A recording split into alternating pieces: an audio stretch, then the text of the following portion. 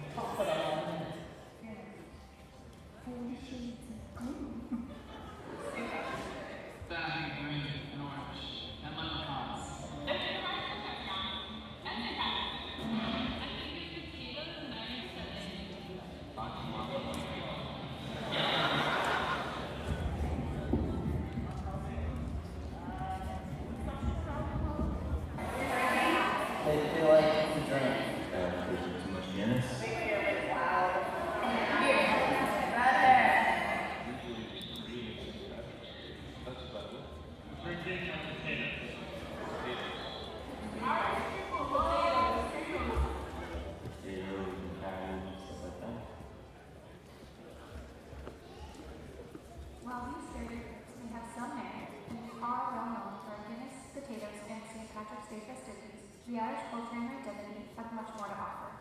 Many Irish people, influenced by the relentless determination of the Irish culture, immigrated to America, hoping to expand their horizons and spread Irish culture. My great-grandfather came to the United States in 1915, at the age of 17. When he first arrived, he worked in a slaughterhouse until he finally secured a job as a watchman at the Procter & Gamble silk factory in Staten Island. After meeting my great-grandmother and getting married shortly after in 1929, he got a second job as a watchman in a tugboat yard, so his wife would no longer have to work as a cleaning lady. Unfortunately, he died unexpectedly, leaving my great-grandmother with 5 children. She once again had to start working as a cleaning lady to support the family. Her oldest daughter was then left to care for her younger siblings, and her oldest son, my grandfather, had to get 2 jobs as a golf caddy and dishwasher at the young age of 13 to help support the family.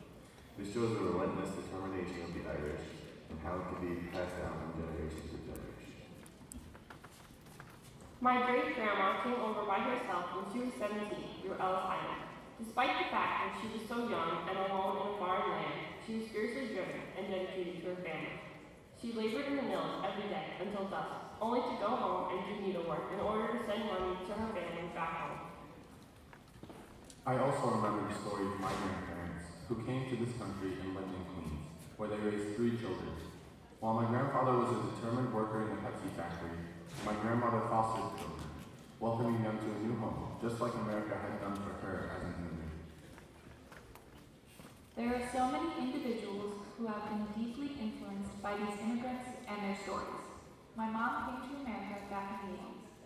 She didn't make too many good fashion choices back then, but she made the decision to come to this country so she could create a better life for the family she planned on having. To this day, she expresses gratitude for the opportunities that living in America brought her, while still championing her homeland's culture. The defining characteristics of those raised and influenced by the Irish culture cannot be boiled down to wearing green or drinking Guinness. If you look up at us on this stage, or maybe take a look around the room, you can see the effects all these years later of someone making a terrifying, nerve-wracking decision to leave their homeland. Immigrants are courageous and strong despite their challenges. Many go alone without money or support.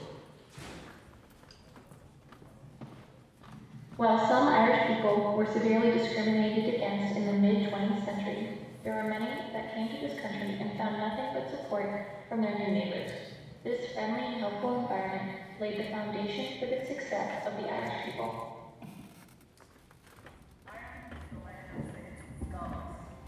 They had a lot of setbacks,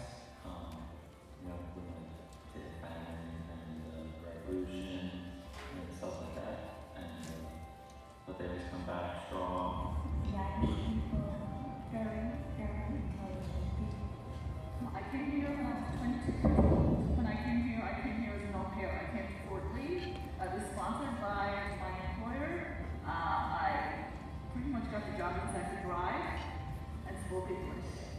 In the meantime, I met my husband, and one thing led to another, and we got married. And here we are. It was difficult back then. I was very homesick for at least the first 6 months. There was no Facebook, there was no messaging, there was no FaceTime. We depended on snail mail, which took a week for a letter to come from across the Atlantic, or telephone. And that was really how we communicated. So we just heard from people maybe once a week. It was different living here. Everything was better, I guess. Weather was nicer, for sure. I immigrated to the United States 31 years ago. I was 22 years old. I had met my boyfriend, Jay, in the summer of '85, and in January decided I would like to come out and try it. And I went to Dublin, got a visa, which was a very hard process at the time. 3 weeks later, I traveled to the United States. My family was shocked that I was leaving, and it was very difficult as we had no idea if we were going to see each other again.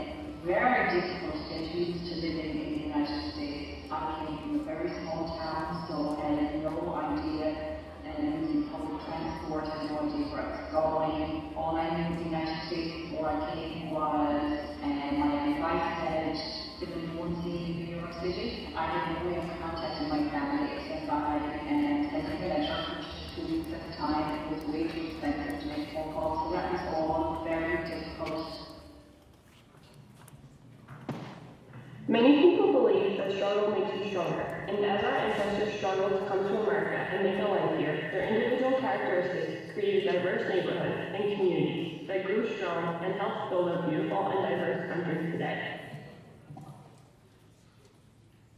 Irish immigrants, just like every new group of immigrants, had struggles, and yet, with each new wave, there are the same patterns of discrimination.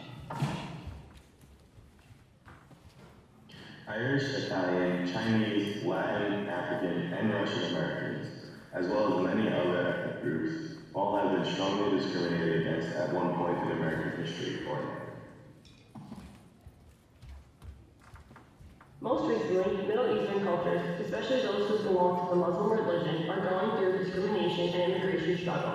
We must remember that we are all the sons and daughters of immigrants. It is times like these that we remember the motto, E pluribus unum, which has withstood the test of time. One out of many. We come from many different places. From all religions. From all political views.